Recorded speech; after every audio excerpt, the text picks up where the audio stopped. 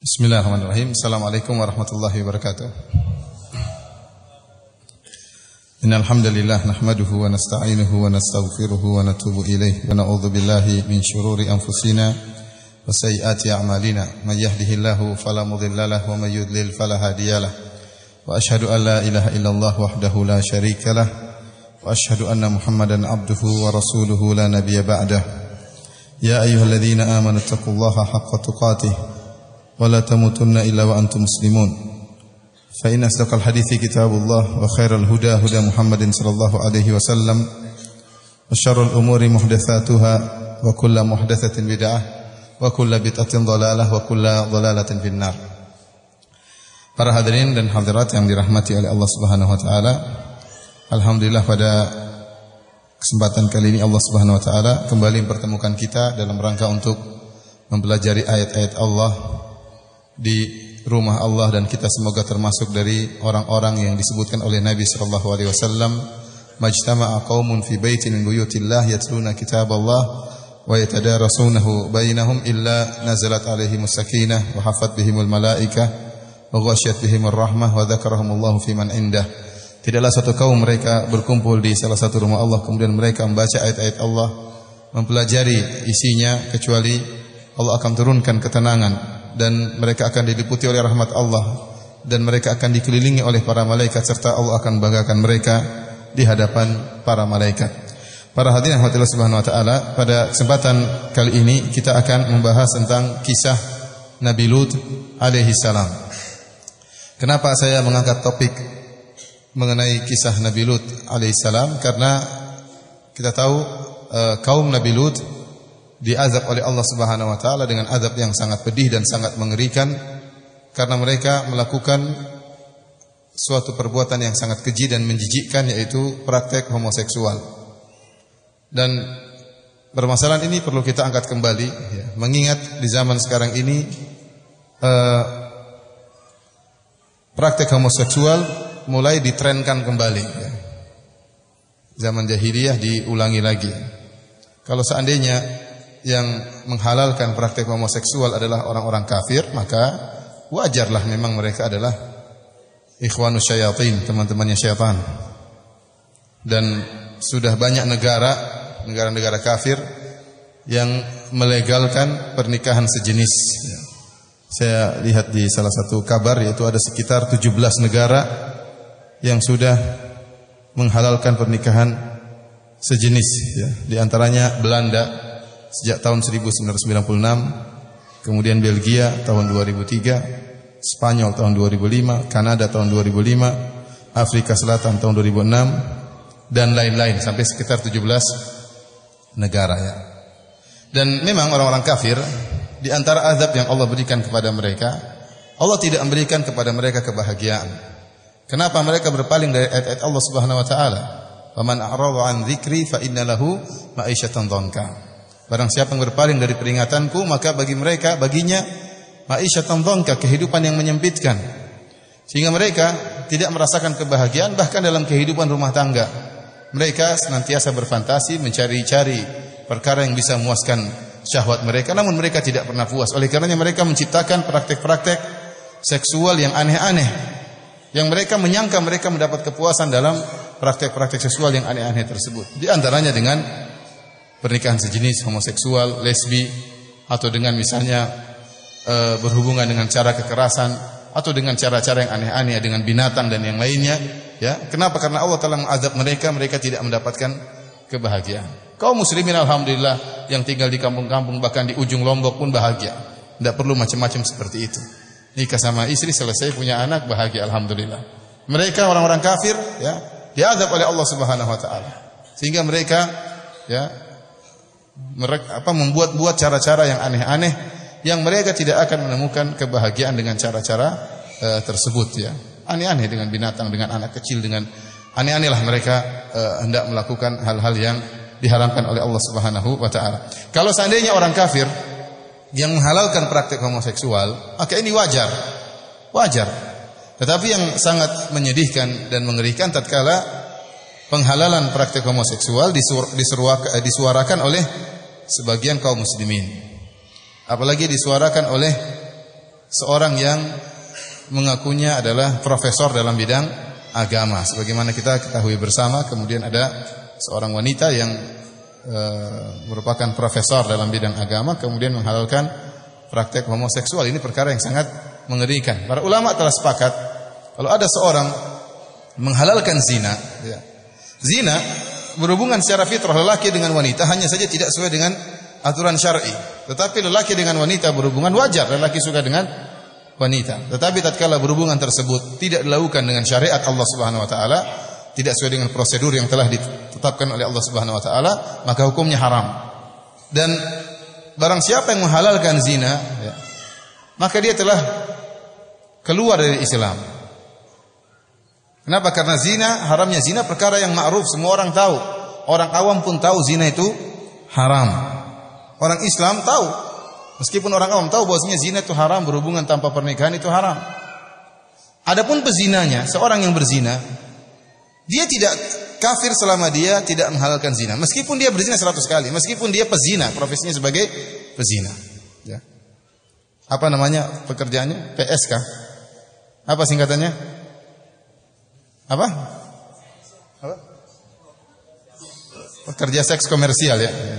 Ya, itu. Meskipun pekerjaannya sebagai pezina, selama dia meyakini itu tidak halal, maka dia tidak sampai derajat kafir. Meskipun dia diancam dengan adab yang pedih, di adab kubur maupun di akhirat. Ya, diadab dengan adab yang sangat pedih. Dan banyak pezina yang tahu perbuatannya haram, dia tahu. Dan banyak pezina yang mengharapkan kehidupan yang bahagia, ingin hidup normal sebagaimana wanita-wanita yang lain. Dia tahu hukumnya haram dan dia tidak kafir. Ada orang yang tidak berzina, berumah tangga biasa dengan punya suami, punya anak-anak, namun dia menghalalkan zina, maka dia kafir. Kenapa? Dia menghalalkan perkara yang maklum minad din, ya, bid-darurah. Dia menghalalkan suatu perkara yang dalam agama sudah sangat jelas hukumnya haram, semua orang tahu secara darurat, semua orang tahu hukumnya haram, kemudian dia berani menghalalkan. Berarti dia berani merubah, ya, syariat Allah Subhanahu wa taala, maka orang ini bukan orang Islam. Maka bagaimana lagi dengan menghalalkan praktek homoseksual? Kalau zina yang ini adalah fitrah lelaki dengan wanita, hanya saja tidak ikut prosedur, ya, dihalalkan bisa mengeluarkan seorang dari Islam, bagaimana lagi kemudian menghalalkan perkara yang di luar fitrah manusia, lelaki berhubungan dengan lelaki, bahkan di luar fitrah hewan. Antum pernah lihat hewan homo? Antum pernah lihat kambing main sama kambing laki-laki, jantan sama jantan, kemudian kambing betina dengan kambing betina, antum pernah lihat? Cara mainnya pun gimana kita nggak tahu. Kambing betina gimana?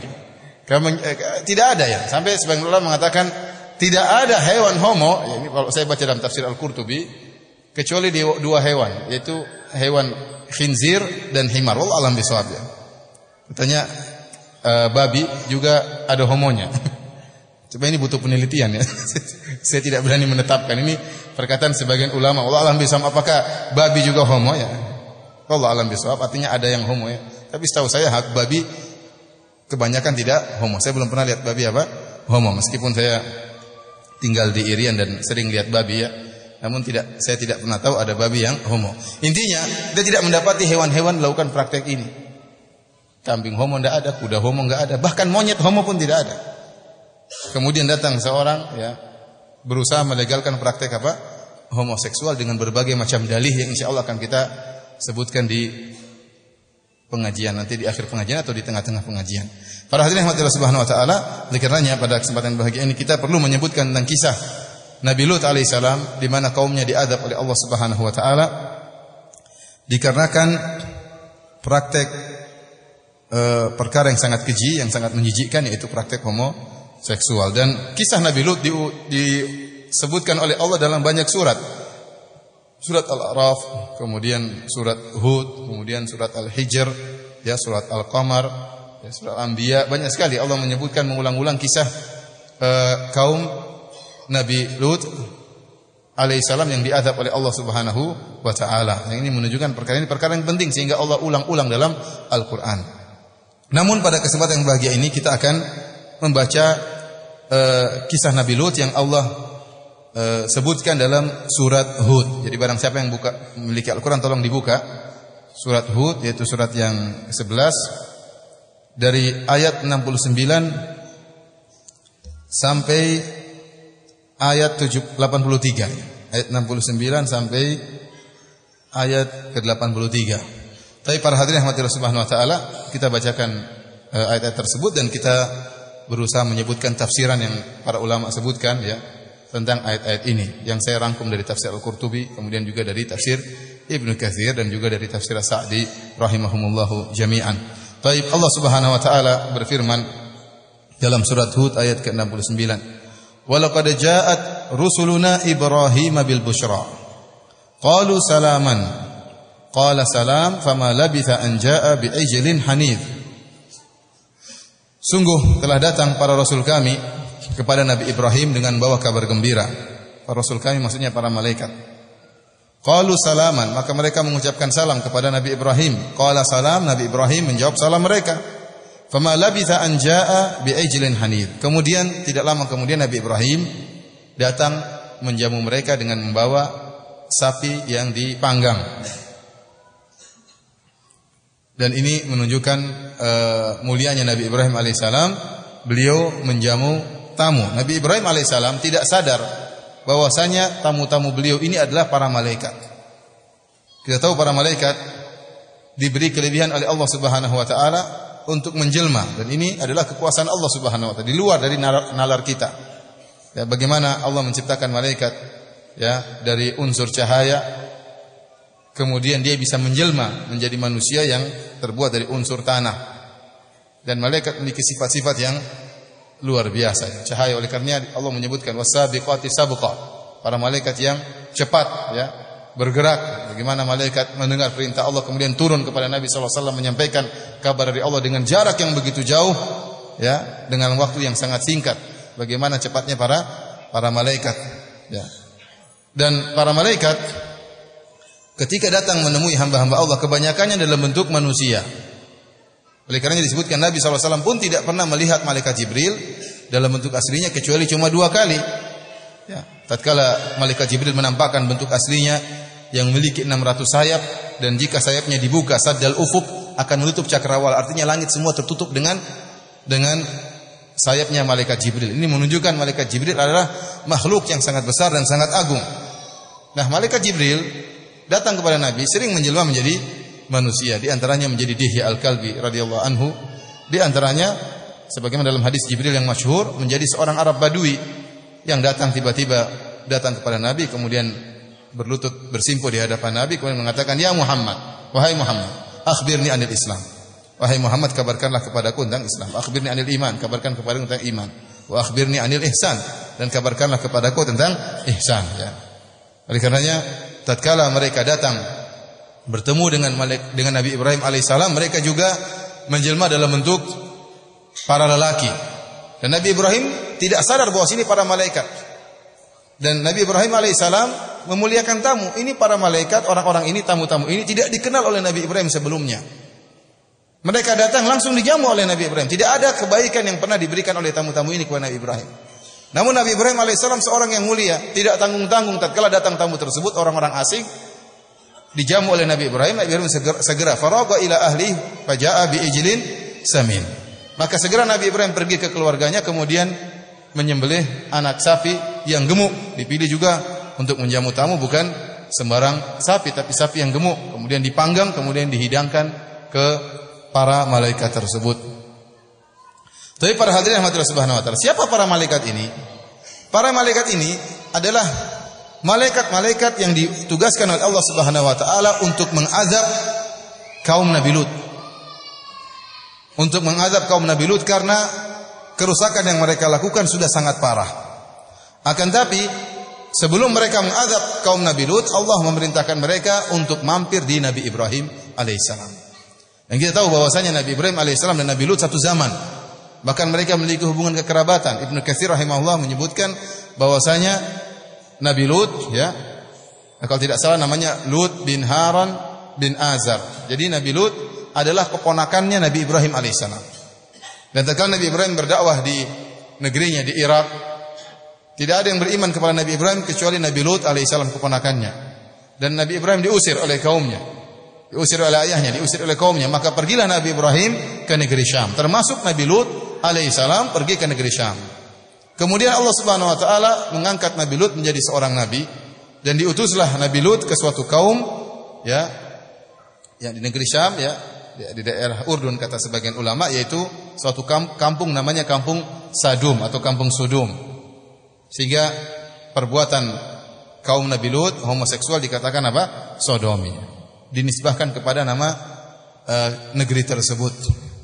Disebutkan pada negeri tersebut yang katanya ya bahwasanya negeri tersebut sekarang sudah dirubah oleh Allah menjadi laut mati.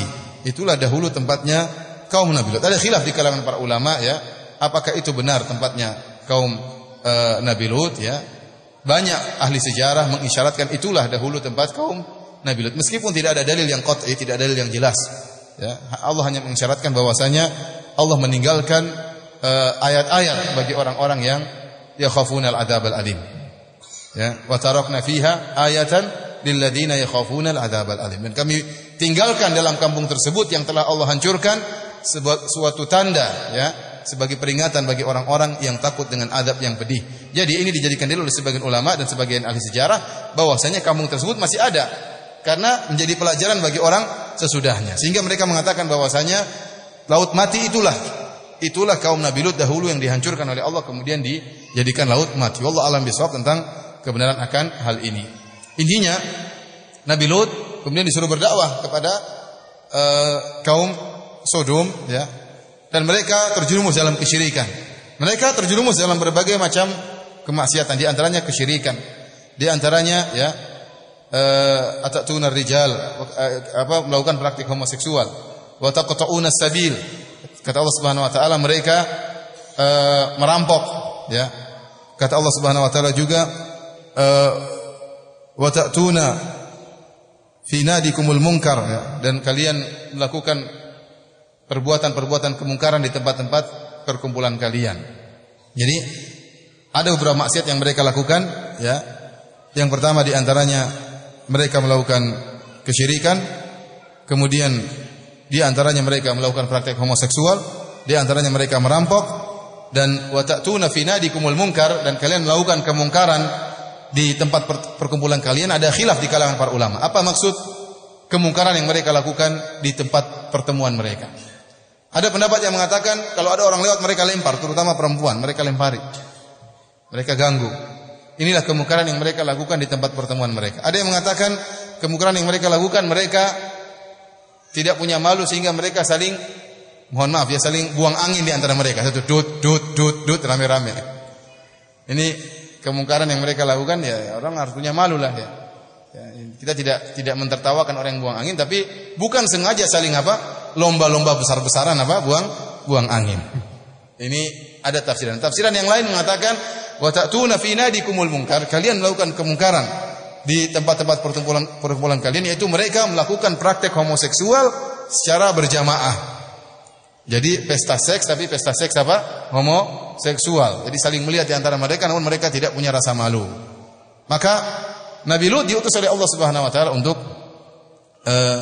mendakwahi mereka. Tapi para hadirin rahmatillah Subhanahu wa taala, kita lanjutkan. Falamma ra'a aydiyahum la tasilu ilaihi nakirahum wa awjasa minhum khifah. Tatkala Nabi Ibrahim ya faqarrabahu ilaihim qala ala ta'kulun. Tatkala Nabi Ibrahim memberikan hidangan kepada para tamu tersebut, ternyata para malaikat ini tidak makan sapi tadi. Mereka bukan manusia. Tubuh manusia, jelmaan dalam bentuk manusia, laki-laki yang tampan, tapi mereka bukan manusia. Sehingga mereka tidak makan sapi yang dihidangkan oleh Nabi Ibrahim alaihissalam. Tatkala Nabi Ibrahim melihat tangan-tangan mereka tidak menyentuh makanan yang dihidangkan, nakirahum, maka Nabi Ibrahim merasa aneh.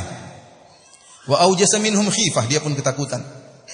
Ada apa ini? Siapa mereka ini? Nabi Ibrahim berkata, "Ala ta'kulun?" Kenapa kalian tidak makan?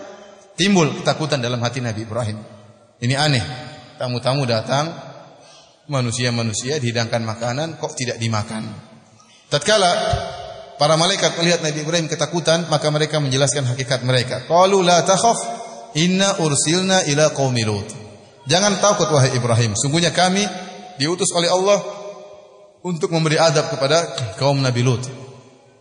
Wa imra'atuhu qa'imatun fadhahikat. Tatkala itu istri Nabi Ibrahim itu Sarah berdiri, disebutkan Sarah juga ikut membantu Nabi Ibrahim dalam menjamu tamu-tamu tersebut.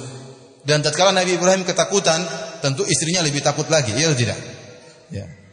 Ya, kalau laki-laki saja, Nabi Ibrahim saja takut, apalagi Sarah. Ya. Maka tatkala para malaikat menjelaskan bahwasanya mereka diutus untuk mengadab kaum Nabi Lut, maka hilanglah rasa takut dari istri Nabi Ibrahim, yaitu Sarah. Fadhahikat, maka dia pun tertawa. Alhamdulillah, senang karena tidak ada apa-apa. Fabasyarnaha bi Ishaq wa min wara'i Ishaq Yaqub. Kata Allah Subhanahu wa taala, fabasyarnaha, maka kami pun memberi kabar gembira kepada Sarah bahwasanya dia akan punya anak namanya Ishaq. Wa min wara'i Ishaq Yaqub, dan setelah itu Ishaq punya anak lagi namanya Yaqub. Dan ini dijadikan dalil oleh Ibnu Katsir rahimahullah membantah pendapat sebagian salaf yang berpendapat bahwasanya sebagaimana pendapatnya Ahlul Kitab, bahwasanya az-zabih, anak yang hendak disembelih oleh Nabi Ibrahim alaihissalam adalah Ishak, bukan Ismail. Orang-orang Yahudi dan Nasrani mereka meyakini bahwasanya putra yang hendak disembelih oleh Nabi Ibrahim bukanlah Ismail, tapi siapa? Ishak, karena mereka bangga. Mereka keturunan dari anak yang hendak disembelih, yang rela berkorban demi menjalankan perintah Allah Subhanahu wa taala. Jadi mereka mengatakan anak tersebut adalah Ishak. Dan ini juga pendapat sebagian salaf.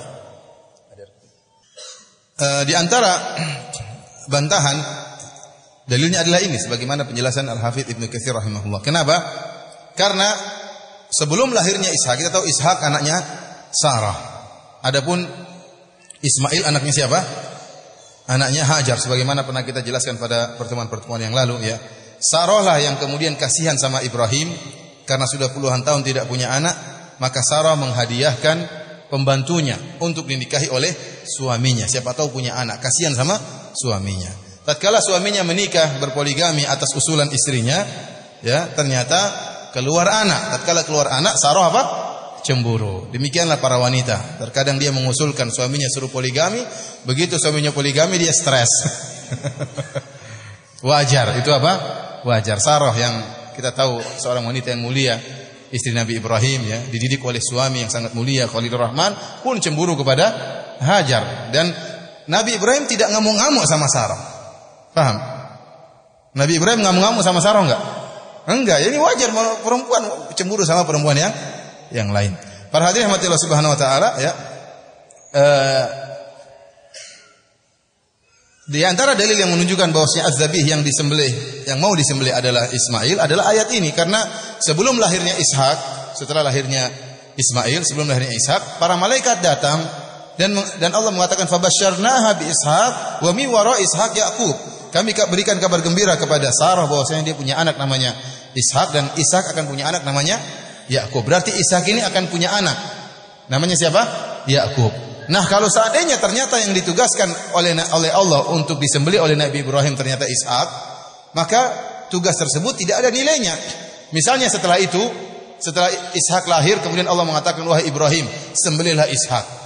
Kata Ibrahim alaihissalam, tidak jadi masalah, saya akan tahu Ishak akan hidup dan akan punya anak, ya Allah, tidak jadi masalah.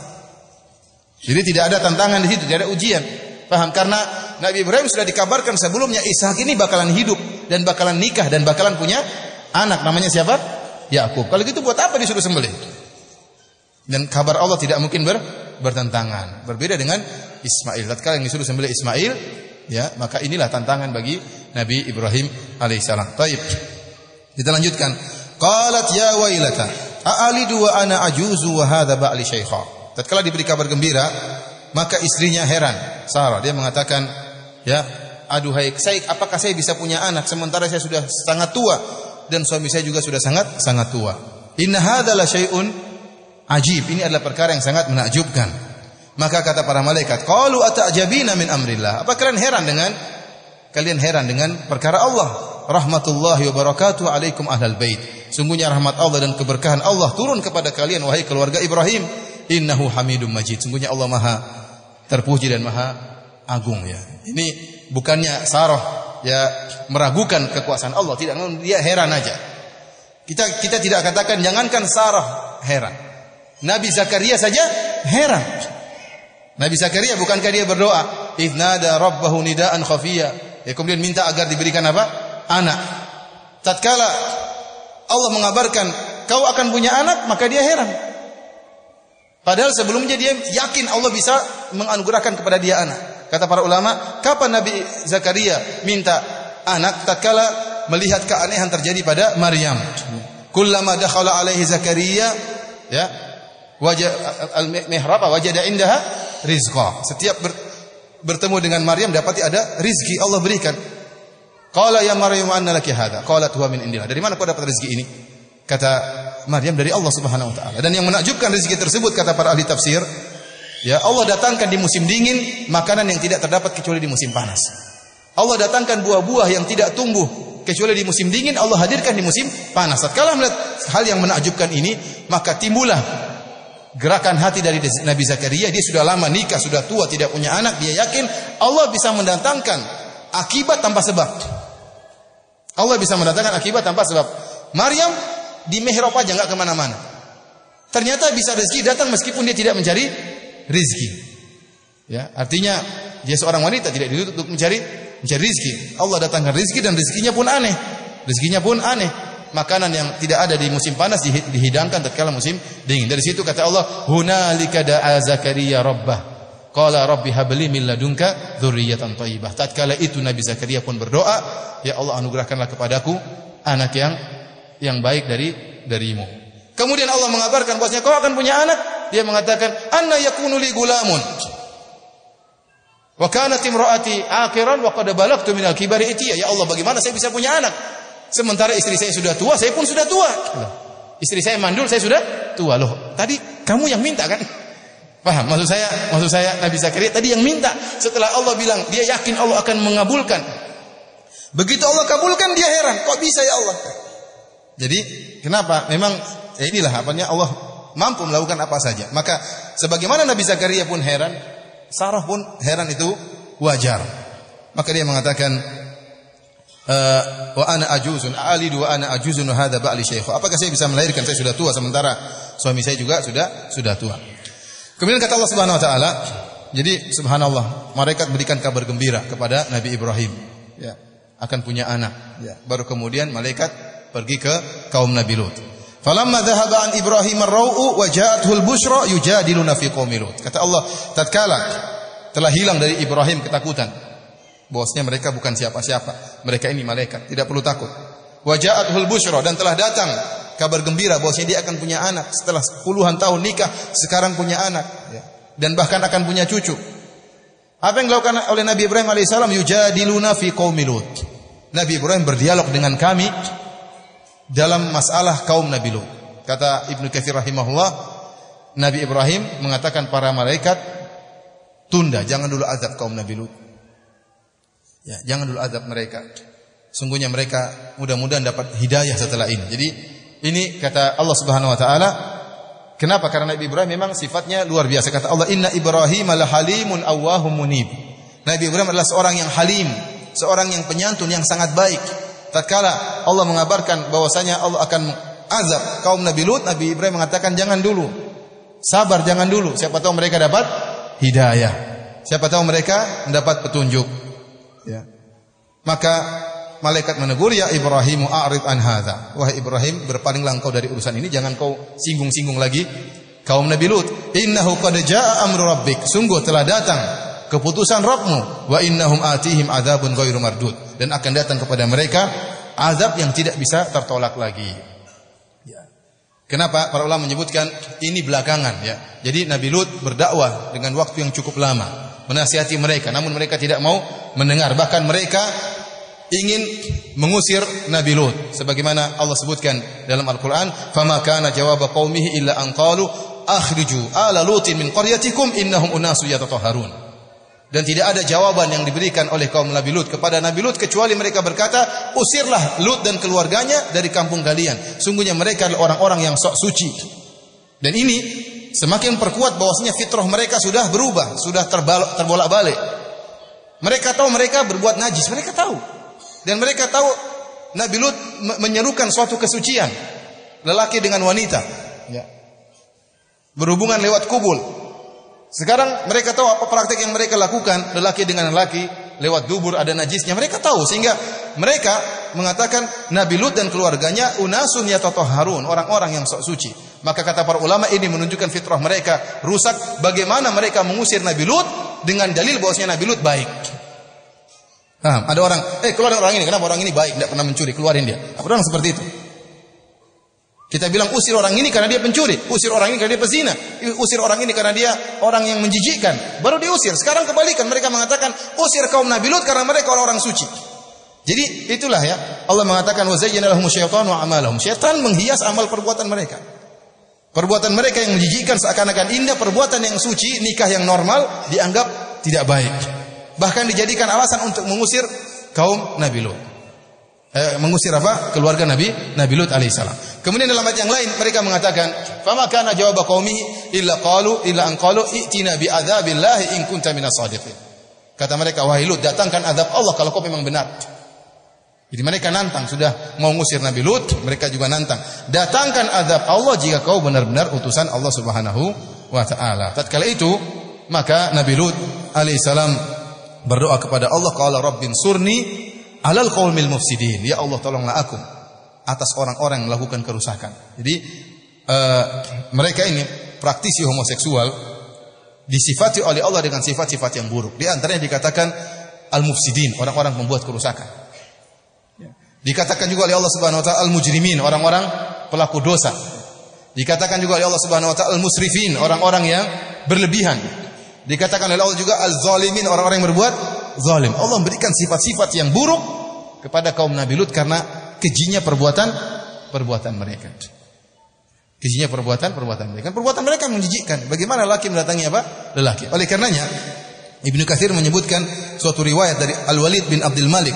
Al-Walid bin Abdul Malik, ya, dia berkata, "Laula anna Allah azza wa jalla qassa alaina khabara qaumi Lutin, ma dhanantu anna dzakaran ya'lu dzakaran." Kata Al-Walid bin Abdul Malik rahimahumullah, kalau seandainya Allah tidak mengkisahkan kisah kaum Nabi Lut, maka tidak terbetik dalam hati kami tidak akan menyangka ada lelaki berhubungan dengan lelaki. Tetapi Allah sebutkan, berarti ada. Berarti pernah terjadi. Oleh karenanya praktik homoseksual pertama kali terjadi adalah di kaum Nabi Lut. Allah mengatakan, "Wa Lutan id qala liqaumi atatuna al-fahishata ma sabaqakum biha min ahadin minal alamin." Dan Lut tatkala berkata kepada kaumnya, "Apakah kalian melakukan perbuatan keji al-fahisyah sejenis dengan zina? Ma sabaqakum biha min ahadin minal alamin."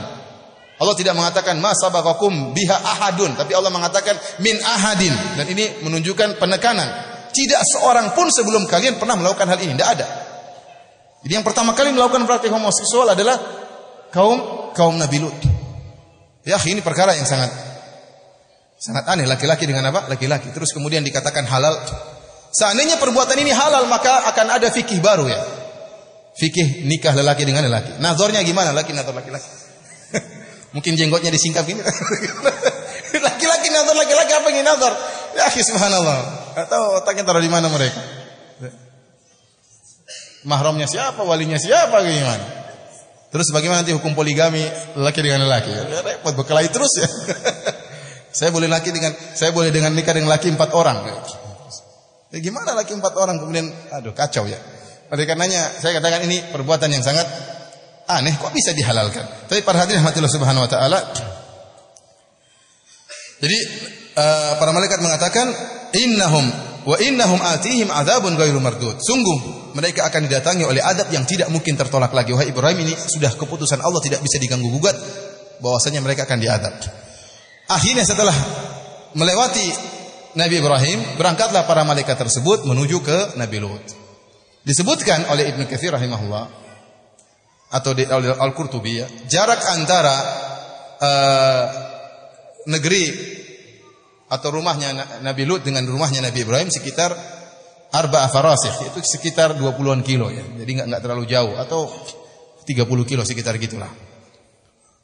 Maka berangkatlah para malaikat menuju ke Nabi Lut. Apa kata Allah Subhanahu wa taala? "Walamma ja'at rusuluna Lutan si'a bihim wa dhaqa bihim dzar'a wa qala hadza yaumun 'asib." Tatkala datang para rasul kami, para malaikat, kepada Nabi Lut, maka si'a bihim wa dhaqa bihim dzar'a, maka Nabi Lut merasa berat dan sulit, ya. Wa qala hadza yaumun asib. Nabi Lut berkata, ini perkara yang berat. Sesak dada Nabi Lut. Kenapa? Nabi Lut tidak tahu ini malaikat, sama seperti Nabi Ibrahim, sama-sama tidak tahu. Dan Nabi Ibrahim juga tidak mengabarkan kepada Nabi Lut, ya. Waktu itu belum ada WhatsApp, belum ada SMS, ya. Entar datang, entar lagi malaikat datang, tidak tahu. Maka sebagaimana Nabi Ibrahim pamannya tidak tahu itu adalah para malaikat, Nabi Lut pun tidak tahu bahwasanya itu para malaikat. Sehingga waktu para malaikat tersebut datang dalam bentuk manusia yang tampan, Nabi Lut ketakutan. Kenapa? Bahaya ini, orang-orang ini tampan-tampan datang ke sini. Sementara kampungnya seluruhnya apa? Homoseksual. Dan disebut oleh para ahli tafsir seluruhnya homoseksual. Tidak ada yang tidak homoseksual, seluruhnya. Makanya Allah mengatakan, fa akhrajna man kana fiha minal muslimin. Fama wajidna fiha minal mu'minin. Fama wajidna fiha ghairu baiti minal muslimin. Tidak kami dapati dalam kampung tersebut kecuali satu rumah yang Islam. Seluruhnya semua apa? Praktisi homoseksual. Nah, sekarang datang orang-orang tampan, subhanallah. Jadi Allah ingin mengazab mereka dengan mendatangkan malaikat-malaikat yang menjelma sebagai laki-laki yang tampan. Dan para ulama menyebutkan mereka sangat tampan mereka tidak wajar. Jadi para malaikat yang datang ini tampannya tidak wajar, ya. Antum tahu kisah Nabi Yusuf alaihissalam waktu para wanita melihat Nabi Yusuf, kemudian mereka potong-potong tangan-tangan mereka mengatakan ma hadza basyara in hadza illa malakun karim. Ini bukan manusia, ini malaikat. Artinya menunjukkan malaikat itu identifikasikan dengan ketampanan. Kalau menjelma jadi manusia tampan, dan benar para ulama menyebutkan mereka datang dalam kondisi yang tampan. Jadi Allah Subhanahu wa taala seakan-akan ingin mengazab mereka tatkala mereka sedang di puncak-puncak syahwat mereka menggebu-gebu. Ada orang seperti itu diazab oleh Allah tatkala mereka di puncak kezaliman, ada. Seperti Firaun, kapan diazab? Firaun pertama kali mengaku sebagai Tuhan masih ada tawadhu sedikit. Dia mengatakan apa? Ya. Dia mengatakan ma alimtu lakum ila gimana ayatnya? Dalam ayat ini mengatakan alaisa li mulku misra wa hadhil anharu tajri min tahti afala tubsirun. Jadi dia mengatakan, bukankah saya adalah raja Mesir? Mesir ini seluruh milik saya, bukankah sungai-sungai mengalir di bawahku? Kata para ulama, pertama kali dia mengaku sebagai Tuhan apa? Mesir. Jadi bukan Tuhan Lombok, Tuhan Jawa, Tuhan Indonesia, enggak, Tuhan Mesir dulu. Setelah 40 tahun kemudian baru ngaku sebagai Tuhan yang paling top. Ana rabbukumul a'la. Aku adalah Tuhan yang paling tinggi. Kalau ada Tuhan Indonesia, ada Tuhan Amerika, maka saya yang paling tinggi, Tuhan Mesir. Sehingga Allah mengatakan fa akhadhahu Allahu nakala al-akhirati wal ula. Maka Allah mengazab Firaun dengan azab yang terakhir dan azab yang pertama. Dia melakukan dua jenis maksiat, ngaku sebagai Tuhan Mesir dan ngaku sebagai Tuhan yang paling top, ada dua azab Allah berikan.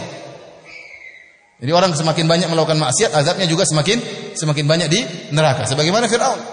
Dan kapan dibinasakan oleh Allah? Tatkala di puncak-puncak kesombongan. Tatkala dia merasa sebagai Tuhan yang paling top, baru Allah binasakan dia. Nah, mereka ini juga wallahu a'lam bishawab. Allah mengutus malaikat-malaikat yang sangat tampan sehingga mereka di puncak-puncak syahwat. Ada santapan lezat di rumahnya siapa? Nabi Lut. Mereka berdatang rame-rame. Di situ Allah mengazab mereka.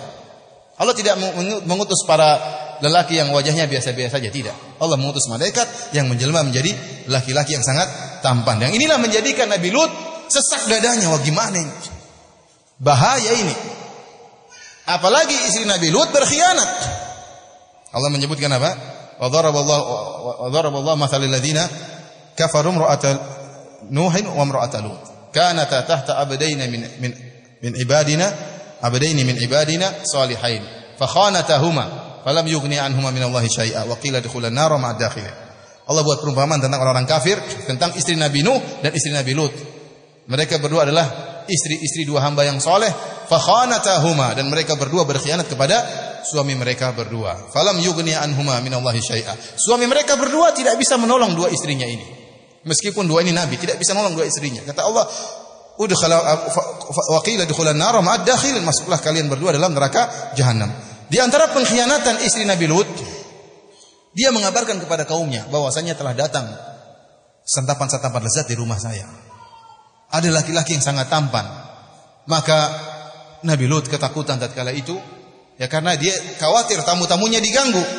Dan benar, kata Allah Subhanahu wa taala, wa ja'ahu qaumuhu yuhra'una ilaihi. Maka datanglah kaumnya yuhra'un ilaihi. Yuhra'un disebutkan oleh para ulama ahli tafsir artinya bersegera, bergegas. Dan tidak disebutkan kecuali orang yang datang segera dalam kondisi ketakutan atau gemetar atau ada suatu hasad. Jadi datang dalam kondisi syahwatnya apa? Menggebu-gebu. Jadi begitu dikabarkan ada laki-laki ganteng ya, sudah apa? Sudah syahwatnya sudah muncak sampai sini. Jadi bersegera menuju ke mana? Ke rumah Nabi Lut. Yuhra'una ilaihi. Bersegera menuju sana. Kenapa? Ada santapan lezat. Dalam ayat yang lain, wajah ahlul madinati yastabshirun. Datang satu kampung seluruhnya datang kepada Nabi Lut. Seluruhnya homo. Yastabshirun, bergembira. Kenapa? Ada santapan lezat di rumah Nabi Lut. Ini yang mereka nanti. Ada laki-laki yang tampan. Wa min qablu kanu ya'maluna sayyi'at. Dan mereka sebelumnya telah melakukan maksiat. Di antaranya praktek homoseksual, di antaranya mereka merampok, ya, di antaranya mereka berbuat kesyirikan. Maka datanglah mereka semua ke rumah Nabi Lut. Disebutkan oleh para ahli tafsir, Nabi Lut berdiri di depan pintu menghalangi mereka. Jangan, kata Nabi Lut. Qala ya qaumi haula'i banati hunna atharu lakum. Kata Nabi Lut, wahai kaumku, ini putri-putriku. Kalau kalian ingin berhubunganlah dengan yang wajar, menikahlah dengan putri-putriku. Berhubungan dengan kubul bukan dengan dubur. Silakan. Dalam ayat yang lain kata Nabi Lut, haula'i banati in kuntum fa'ilin. Kalau kalian benar-benar ingin berhubungan dengan putri-putriku. Ada yang mengatakan maksudnya putri-putriku di sini adalah para wanita yang wajar, karena seluruh seorang nabi seperti seorang ayah. Jadi maksudnya banati artinya para wanita yang ada di kampung tersebut. Jangan dengan para lelaki. Mereka enggak mau. Kata Nabi Lut, fattaqullaha wa la tukhzuni fi dhaifi. Takutlah kalian kepada Allah. Jangan kalian permalukan aku, menghinakan aku di depan tamuku. Jadi dalil kedua Nabi Lut, kalau kalian memang tidak mau mendengarku, tidak mau menikah dengan para wanita, hormatilah aku, ini tamu-tamuku, jangan ganggu. Jangan kalian permalukan aku. Ini tamu-tamuku, jangan ganggu. Jadi Nabi Lut mengatakan demikian. Wala tukhzuni fi dhaifi. Jangan kalian permalukan aku di hadapan tamu-tamuku. Alaysa minkum rajulur rasyid. Bukankah di antara kalian ada orang yang cerdas yang mau mendengar nasihat? Apa jawaban kaum Nabi Lut? Mereka sudah mabuk kepayang, sudah lihat laki-laki tampan. Ya. Allah sebutkan dalam ayat yang lain dalam surat Al-Hijr, la amruka innahum la fi sakratihim ya'mahun. Demi umurmu wahai Muhammad, sungguhnya kaum Nabi Lut la fi sakratihim ya'mahun, dalam kemabukan dan dalam kebutaan. Benar-benar sudah apa? Sudah syahwatnya sudah sampai di ubun-ubun. Jadi mereka tidak peduli nasihat Nabi Lut. Mereka mengatakan, qalu laqad alimta ma lana fi banatika min haqq wa innaka la ta'lamu ma nurid. Wahai Lut, kau sudah tahu kami tidak hasrat dengan anak-anak putri-putrimu. Wa innaka la ta'lamu ma nurid, dan kau sungguh-sungguh sudah tahu apa yang kami kehendaki. Kau sudah tahu wahai Lut, kami tidak butuh dengan kubul. Yang kami inginkan adalah dubur. Ini perkataan siapa? Kaum Nabi Lut. Antum bayangkan bagaimana posisi Nabi Lut yang setengah mati. Ada tamu-tamunya tampan, datang para homo lagi demonstrasi. Cepat. Kira-kira gimana? Walau kekar-kekar semua kemudian demonstrasi, minta laki-laki, ya gimana? Nabi Lut berusaha melawan, tapi tidak bisa. Nabi Lut mengatakan, qala law anna li bikum quwwatan aw awi ila ruknin syadid. Seandainya saya punya kekuatan. Nabi Lut sendirian, dia tidak punya kabilah, dia datang untuk dakwai kaum Sodom. Dia tidak punya kabilah, dia tidak bisa membela dia. Tidak bisa ada sukunya yang bisa mengusir mereka. Au awi ila ruknin syadid, atau saya bisa bersandar kepada kekuatan yang kuat. Akhirnya mereka pun mengancam Nabi Lut, sebagaimana disebut oleh al-tafsir. Mereka mengancam, wahai Lut, serahkan itu, ya. Kalau tidak, ingat besok subuh akan terjadi apa yang terjadi. Mereka mengancam Nabi Lut, dan Nabi Lut masih belum sadar bahwasanya ini adalah malaikat. Dia tidak sadar. Tatkala mereka mulai mengancam Nabi Lut, ya, dan mereka hendak menerobos, ya, disebutkan dalam ayat yang lain, malaikat Jibril menampar mata-mata mereka.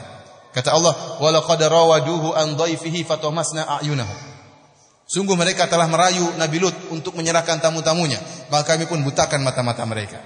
Sehingga mereka pun terusir, dan mereka mengancam akan datang, ya, di subuh hari sebelum subuh untuk membalas kepada Nabi Lut. Dan Nabi Lut ketakutan, maka tatkala itu malaikat pun membongkar hakikat mereka dengan berkata, qalu ya Lutu inna rusulu rabbika lan yasilu ilaik. Wahai Lut, sungguhnya kami adalah utusan Allah, mereka tidak akan bisa mengganggumu. Fa asri bi ahlika bi qata'in minal lail wa la yaltafit minkum ahad illa imra'atak. Maka berjalanlah engkau dengan keluargamu di tengah malam, dan jangan seorang pun dari kalian nengok ke belakang kecuali istrimu. Innahu musibuha ma asabahum. Sungguh istrimu akan terkena azab sebagaimana azab yang akan menimpa kaumnya. Inna mau'idahumus subuh. Sungguhnya waktu azab yang akan menimpa mereka adalah di waktu subuh. Alaysa subuhu biqarib. Bukankah subuh adalah waktu yang sangat dekat. Kenapa malaikat mengatakan demikian? Karena disebutkan oleh tafsir, Nabi Lut mengatakan, ayo segerakan turunkan azab kepada mereka. Kata para malaikat, enggak, subuh baru datang apa? Azab. Bukankah subuh itu dekat? Tapi para hadirin Allah Subhanahu wa taala, kata Allah Subhanahu wa taala, ya, keluarlah kalian dan jangan sekali-sekali nengok ke belakang kecuali istrimu. Ada khilaf di kalangan para ahli tafsir. Apakah istri Nabi Lut ikut keluar bersama Nabi Lut atau dia kanat minal ghabirin, tertinggal di rumah, tidak ikut keluar? Ada pendapat yang mengatakan tatkala Nabi Lut keluar bersama dua putrinya, istrinya tertinggal di rumah dan akan tertimpa azab sebagaimana menimpa kaumnya.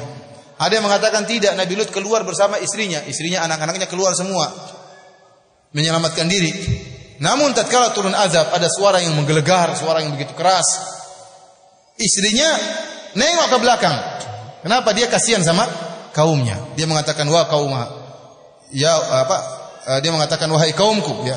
Dia berteriak, kaumnya kena azab, maka dia pun balik, maka dia pun kena azab. Kenapa? Dia kasihan sama kaumnya yang diazab oleh Allah Subhanahu wa taala, ya. Terkadang pelaku maksiat kasihan sama pelaku maksiat yang lain, maka dia pun terkena azab oleh Allah Subhanahu wa taala. Tapi para hadirin hadirat yang dirahmati Allah Subhanahu wa taala, kita lanjutkan. Allah Subhanahu wa taala berfirman setelah itu pada ayat yang ke-82, "Falamma jaa amruna ja'alna 'aliyaha safilaha wa amtarna 'alaiha hijaratan min sijilin mandud." Allah Subhanahu wa taala, tatkala telah datang keputusan kami, yaitu azab Allah Subhanahu wa taala, ja'alna 'aliyaha safilaha, maka kami angkat, ya. Kami jadikan yang bawah menjadi atas, yang atas menjadi bawah. Jadi disebutkan malaikat Jibril, sebagian tafsir menyebut malaikat Jibril dengan sayapnya memotong negeri kaum Lut. Kemudian diangkat ke langit sampai di atas, kemudian dijatuhkan ke bawah. Tatkala dijatuhkan ke bawah, jadi ada suara rajfah, ada suara halilintar yang begitu kuat, suara guntur yang begitu kuat. Kemudian mereka diangkat, kemudian mereka dijatuhkan, kemudian dihujani dengan hujan batu yang min sijilin mandud, yaitu batu yang keras dan batu yang panas serta batu yang bertubi-tubi datang kemudian menyerang mereka. Kata Allah, musawwamatan 'inda rabbik, yang telah diberi tanda oleh Rabbmu. Sebagian ahli tafsir mengatakan apa yang dimaksud dengan musawwamatan, diberi tanda batu-batu tersebut. Kata mereka bahwasanya batu-batu tersebut telah ditugaskan oleh Allah. Ini batu-batu khusus untuk melempari si fulan dari kaum Nabi Lut. Batu-batu ini untuk melempari si fulan. Batu-batu ini untuk istrinya Nabi Lut. Batu-batu ini pokoknya semuanya sudah dinamain. Oleh karenanya kata para ulama, sebagian kaum Nabi Lut ada yang tidak hadir waktu kejadian di kampungnya. Mungkin lagi safar, lagi berdagang, ya, atau lagi munadzar tempat lain. Dia lagi di luar, meskipun tidak di kampung tersebut, batu-batu tersebut mengejar. Kenapa? Sudah diberi tanda oleh Allah batu-batu ini untuk si fulan dari kaum Nabi Lut, meskipun tidak hadir di kampung tersebut. Kemudian kata Allah Subhanahu wa taala, "Wa ma hiya minadh-dhalimin biba'id."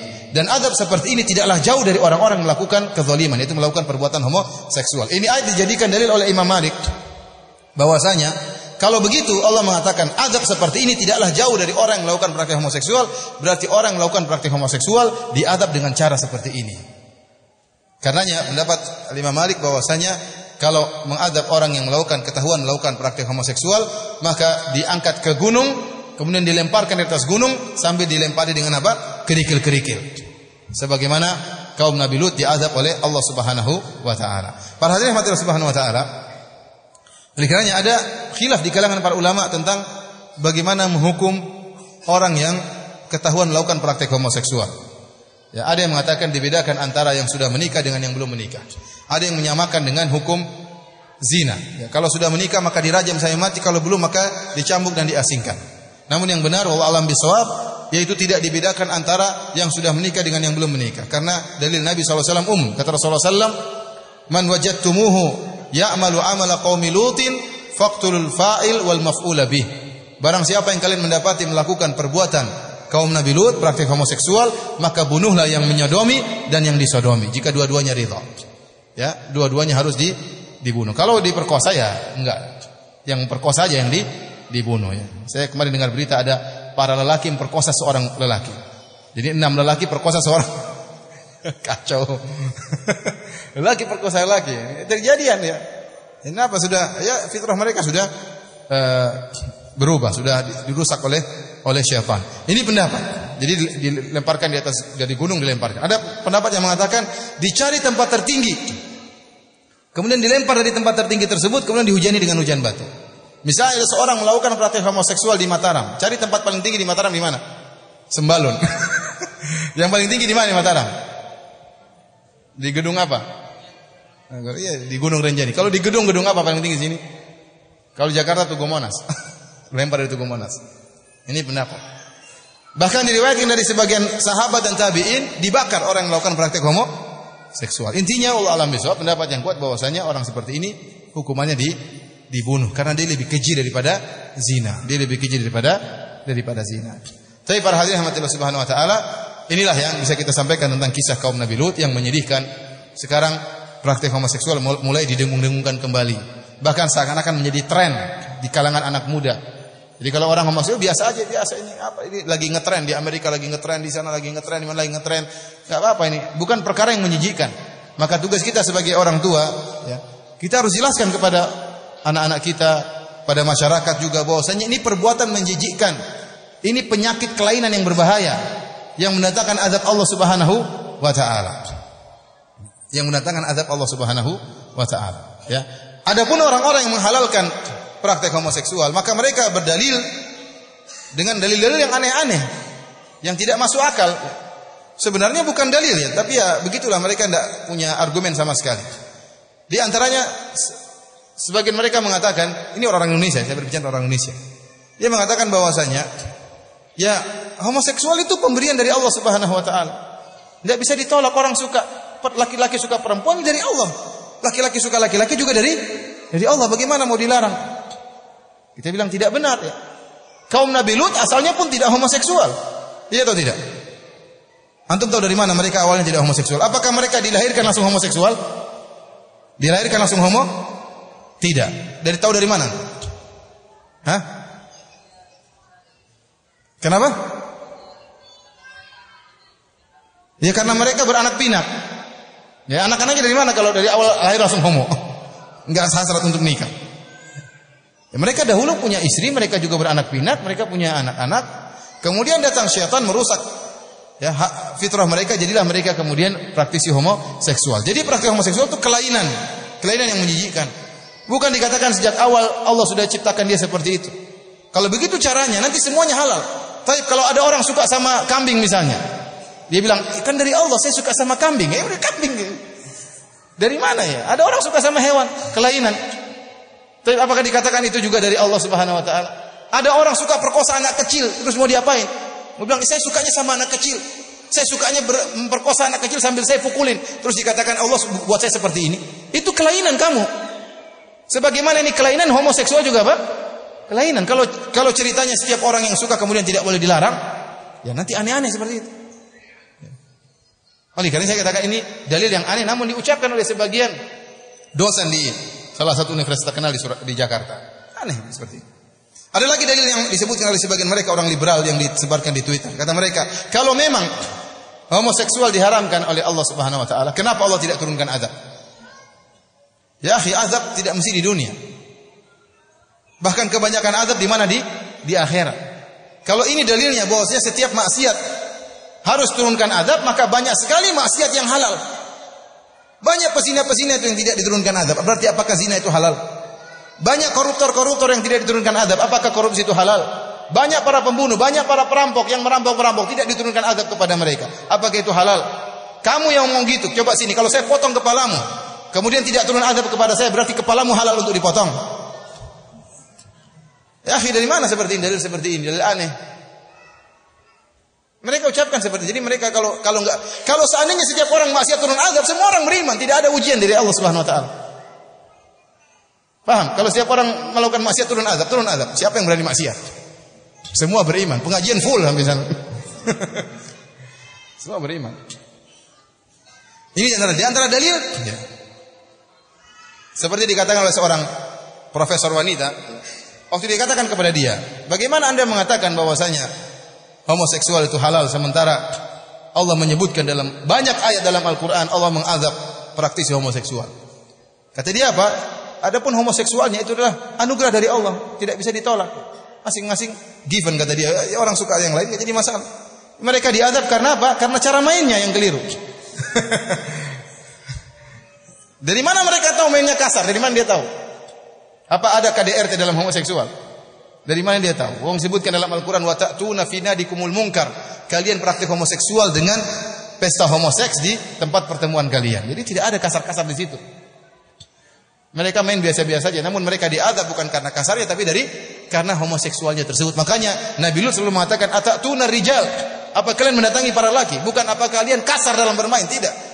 Tapi kenapa diazab? Karena mereka mendatangi para laki dan meninggalkan para wanita. Oleh karena saya katakan para hadirin, kaum liberal, mereka itu bukan cuma merusak akidah, mereka juga merusak moral.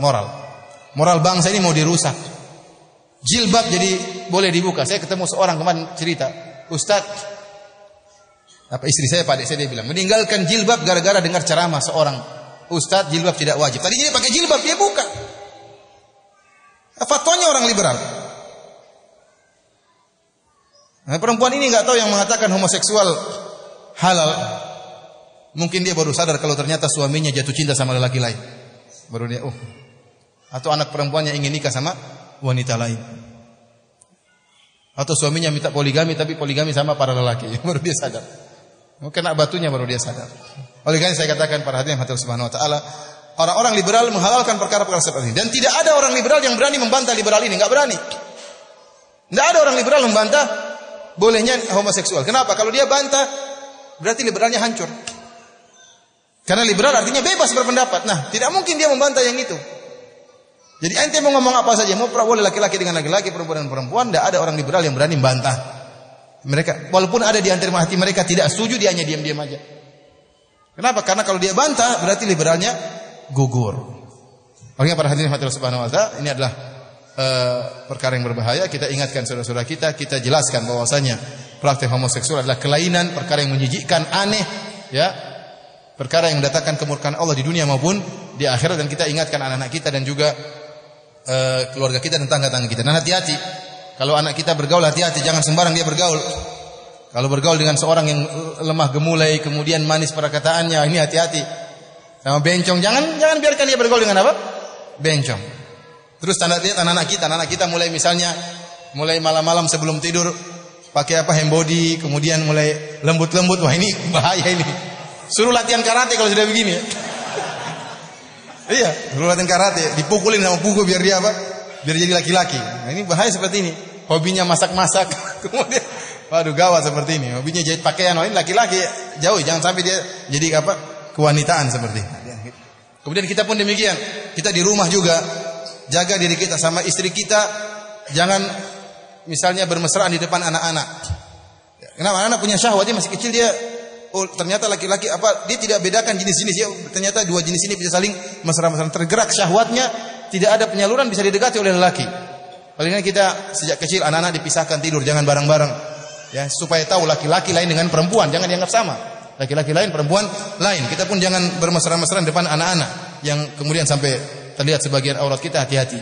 Ini semua di antara faedah dari menjalankan sunnah-sunnah Nabi sallallahu alaihi wasallam. Demikianlah para hadirin rahmatillah subhanahu wa taala, apa yang bisa kita sampaikan pada kesempatan malam hari ini. Kalau ada yang bertanya, saya persilakan. Apa hukumnya orang yang ganti kelamin menurut Islam? Kalau dia asalnya laki-laki, memang dia laki-laki, ya. Kemudian dia merubah kelaminnya, maka dia terlaknat. Orang sebenarnya terlaknat. Maka hanya dia bertobat kepada Allah Subhanahu wa taala. wala yughayyirunna khalqallah ya. Di antara tipuan iblis, syaitan yang diserukan oleh syaitan adalah agar mereka merubah ciptaan Allah Subhanahu wa taala. Di antara bentuk merubah ciptaan Allah adalah merubah kelamin. Kalau Rasulullah SAW menyebutkan la'anallahu al-washima wal mustawshima. Kemudian apa kata Rasulullah SAW? An-namisat wal mutanammisat, al-mutafallijat, al-mughayyirati li khalqillah. Allah melaknat orang yang minta ditato dan yang ditato. Allah melaknat orang-orang yang mencukur alis rambut, alis matanya. Allah melaknat orang-orang yang menjarangkan giginya supaya untuk membentuk rubah giginya supaya kelihatan lebih muda. Kata Allah, kata Rasulullah SAW, al-mughayyirati li khalqillah, yang merubah ciptaan Allah. Kalau hanya sekedar mengkikis alis disebut merubah ciptaan Allah dan dilaknat. Kalau hanya sekedar menggambar di tubuh dengan tato disebut merubah ciptaan Allah dan dilaknat. Kalau hanya sekedar membuka gigi disebut merubah ciptaan Allah, bagaimana lagi kelamin jadi berubah? Ini jelas-jelas apa? Merubah. Maka terlaknat. Orang seperti harus bertobat kepada Allah Subhanahu wa taala. Ada lagi yang bertanya?